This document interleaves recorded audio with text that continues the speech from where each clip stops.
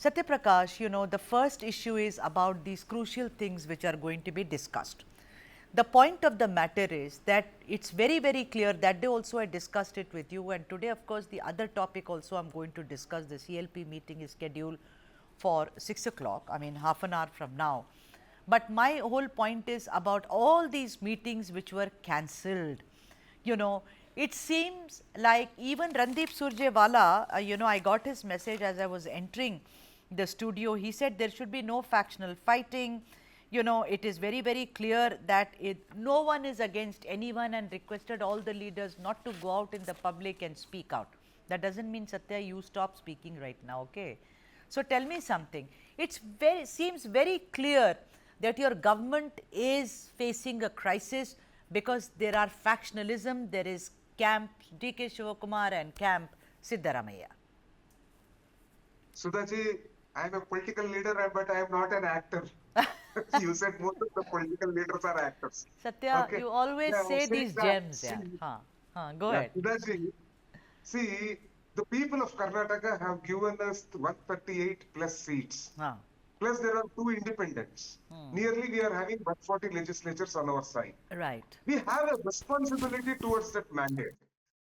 All the legislatures, the government, the ministers, the party functionaries have a responsibility towards those people who gave us the mandate.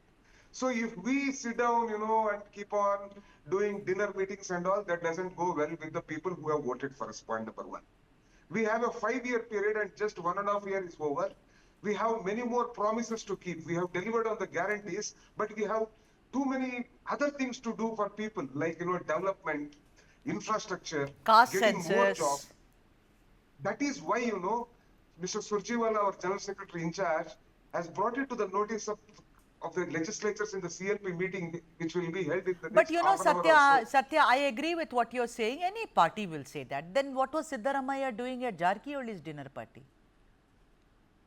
See, what happens is, no one knew that it was not a political dinner as such. It was a meeting, normally on a New Year Eve or after New Year.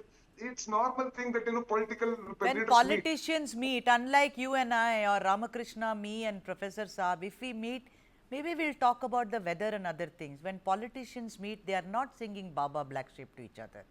This much maturity we all have. Clearly it became, because what else, why else should you meet, and why did it become so contentious? Ramakrishna Upadhyay, come in here. I want to ask you, didn't these dinner meetings become very contentious? Because see, Shivakumar went and complained to Venugopal, Ramakrishna. He said very clear, put a stop to this. And somehow, don't you think that DK Shivakumar emerged as victorious in all this and put a lid on all these murmurs, including what the Chief Minister said? So tell me something. Question number 1. Is there not a discussion about putting another Chief Minister in place? Is there not a discussion about KPCC President, looking at other alternatives?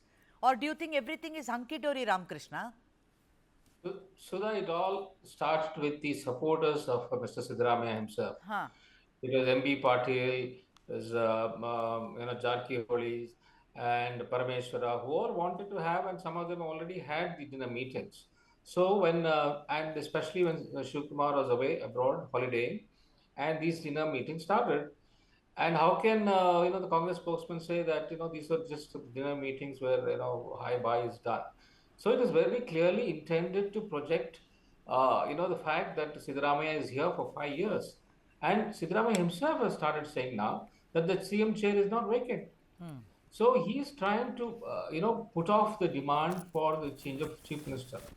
So he's very clearly upset that, DK Shivakumar has started raising this issue of change of leadership. Right. Even much before, the supposed 24 months or 36 months deadline.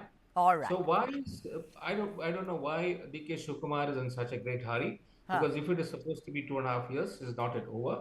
It's only 19 months since Siddaramaiah took over as the Chief Minister. So he should wait for his turn. All right. And I think he has made a big mistake by, making this a big issue when it was not required. And he has put all those people who are against him in one camp, or those who are not really with Siddaramaiah also are now with him. Look at people like Satish Jarkioli, he was a CM aspirant. Look at Parameshwara, he was also a CM aspirant. Now they are all supporting Siddaramaiah. Rajanna, This is the result of what DK Shivakumar has done. Absolutely. Professor, I want to ask you, it is not so simple, sir. CLP meetings happen? Yes, they happen. But in Karnataka, the reasons they have an agenda. Now, Ramakrishna says Siddaramaiah is here to stay for 5 years. But Professor, don't you think there is a big, what I'm hearing is that DKS does not want to leave the KPCC presidentship, although there is nothing in the constitution of the Congress party to say you can only stay for 3 years. But, his tenure is over. It is in Udaipur. They said, one man, one party, one position, etc. But don't you think DK Shivakumar has not only emerged as someone who's victorious, but he's also very unhappy because he wants A, the CM seat, and secondly, he will not give up the KPCC presidentship, sir. Yeah, I concur with you. That's what I was about to say, but slightly differ from my friend Upadhyaya. Satyaprakash, of course, is the person who has to defend. But some of these things, he will not be in a position to defend because all is not well in Congress. Yeah. Right. Number two, DK Shivakumar is a hard nut to crack. I know all of these people personally also. They are people who have lots of ambitions.